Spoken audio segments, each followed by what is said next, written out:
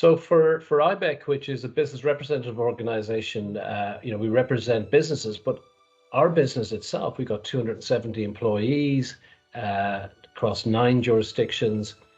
As a business in that ESG agenda, of course, we're going to be part of that great push to try to reach net zero carbon by 2050. So those disruptive transitions of finding, scope 1 emissions, scope 2 and 3, all are on our agenda. But for us, the actual social dimension is probably as crucial.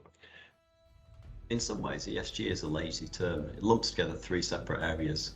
As a tax director, I can see there being both a huge crossover between environment and taxation, and the need for organisations to start collecting new data fields that will be needed for ESG reporting.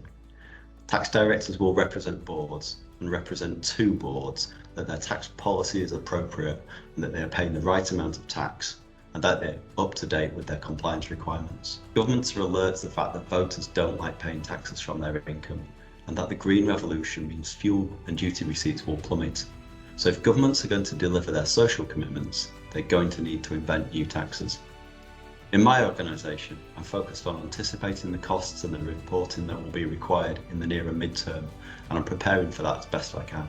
Transformation for which I'm a part of in this industry, it's self-contributing to ESG because when you're talking about governance, when you're talking about sustainability, when you're talking about environment, digital transformation helps it in a direct and indirect manner both.